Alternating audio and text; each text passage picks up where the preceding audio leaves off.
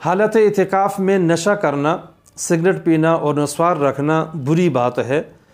جب معتکف نے اپنا سارا وقت اللہ کے لیے وقف کیا ہوا ہے، مسجد میں بیٹھا ہوا ہے، تو ان چیزوں سے بھی بچنا چاہیے، کیونکہ یہ تو مکروہ چیزیں ہیں اور گناہ والی چیزیں ہیں، کوئی اچھی چیز تو نہیں ہے، کراہت تو بہرحال ہے، لہٰذا ان چیزوں سے پرہیز کرنا ضروری ہے۔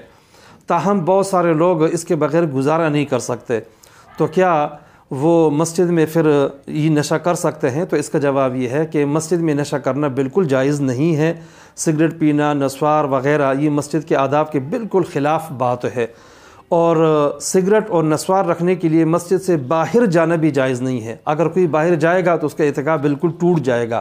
ہاں، آخری ایک صورت بن سکتی ہے، وہ یہ ہے کہ جب قضاء حاجت کے لیے جائے، وضو وغیرہ کے لیے جائے، تو راستے میں جلدی سے سگریٹ پی لے آتے جاتے ہوئے، یا نسوار رکھ لے، اور اس کے لیے مزید نہ بیٹھے بلکہ اس دوران اپنا وضو بھی کر لے اور قضاء حاجت بھی کر لے، اور آتے جاتے ہوئے راستے میں اگر پی لے یا نسوار استعمال کر لے تو اس کی گنجائش ہے۔ لیکن اسی مقصد کے لیے نکلنا اور پھر راستے میں یا قضاء حاجت کے لیے گیا ہے لیکن اس لیے ٹھہرتا ہے تاکہ وہ نشہ کرے، تو اگر تھوڑی دیر بھی ٹھہرے گا تو اس کا اعتکاف ٹوٹ جائے گا۔